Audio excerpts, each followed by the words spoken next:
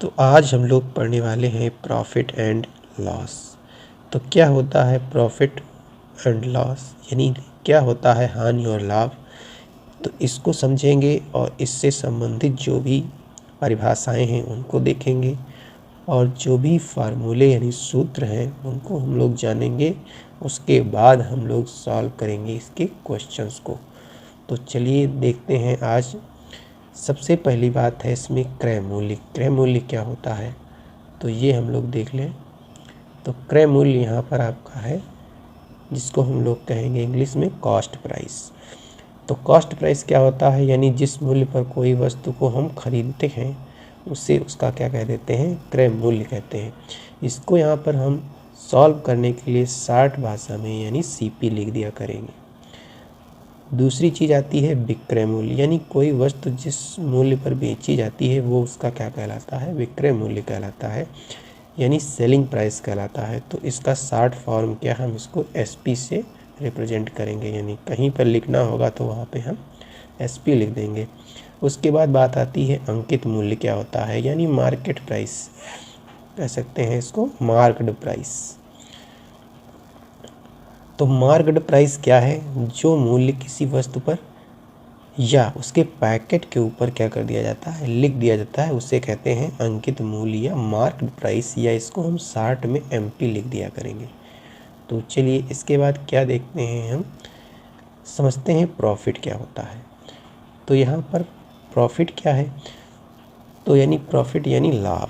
तो जब किसी वस्तु का विक्रय मूल्य उसके क्रय मूल्य से क्या हो, अधिक हो, तो वहाँ पर लाभ होता है, और अगर ये यहाँ पर कम हो जाए तो वहाँ पे हानि हो जाती है। तो लाभ को हम लोग यानी प्रॉफिट यानी पी से प्रदर्शित करेंगे यहाँ पर।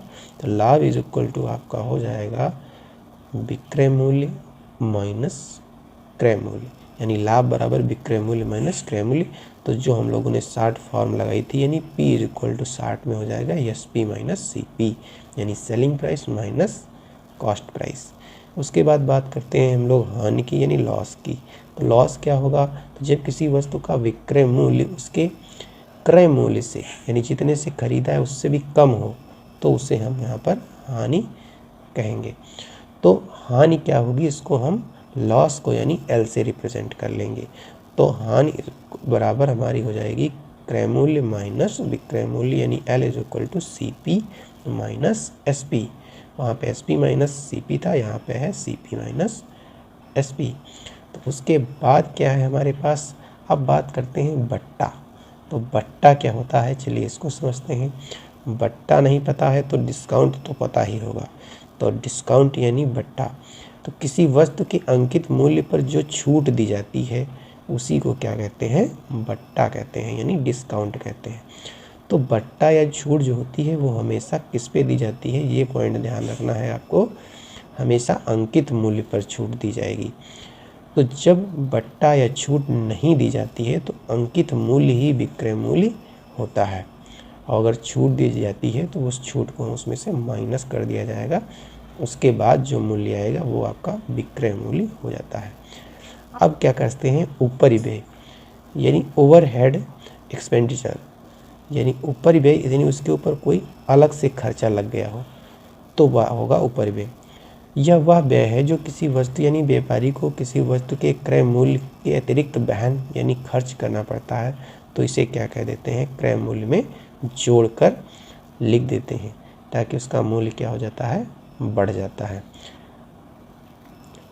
आप देखते हैं तो ये विक्रय मूल्य क्या होगा, विक्रय मूल्य लाभ की स्थिति में विक्रय मूल्य बराबर क्या होगा, अगर हम लिखें तो फार्मूला हमारे सामने क्या होगा, तो फार्मूला जो है वो आपका हो जाएगा विक्रय मूल्य बराबर हो जाएगा आपका क्रय मूल्य लाभ प्लस लाभ प्रतिशत बटे 100, होगा परसेंटेज में दिया हुआ। विक्रय मूल्य अगर हानि की स्थिति हो तो क्रय मूल्य और 100 माइनस आप लाभ प्रतिशत और बटे 100 लिख सकते हैं।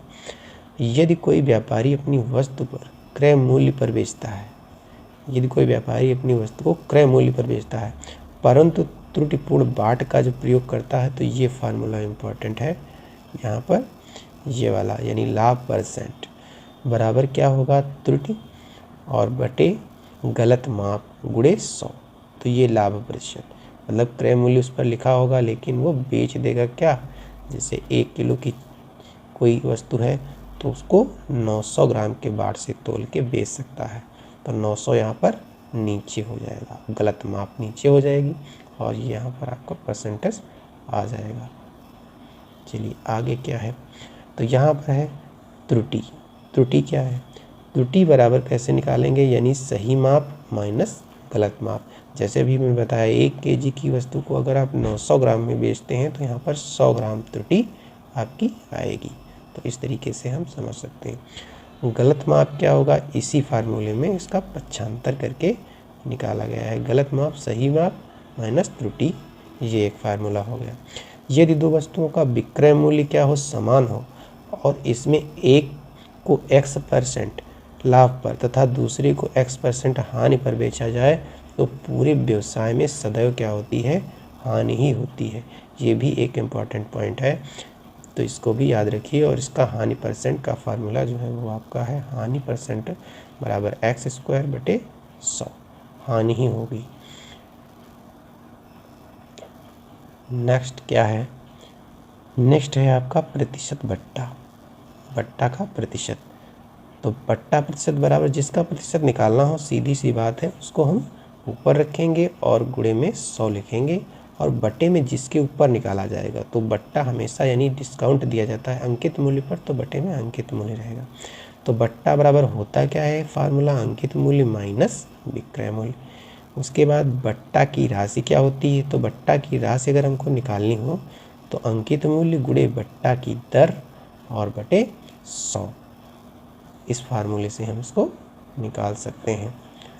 उसके बाद क्या है, उसके बाद आपके सामने है विक्रय मूल्य का प्रतिशत।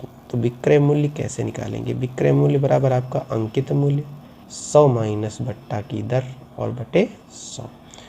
अगला है, यदि दो बट्टा श्रेणियाँ A% और B% हों तो इनका समतुल्य एकल बट्टा क्या होगा, वो आपका होगा A+B माइनस AB/100%। ये भी फार्मूला बहुत ही इम्पोर्टेंट है, तो इनका जब क्वेश्चन में यूज होगा तो आपको अच्छे से समझ में आने वाला है। तो चलिए हम लोगों ने समझ लिया है, अब हम लोग इसके क्वेश्चन को सॉल्व करेंगे।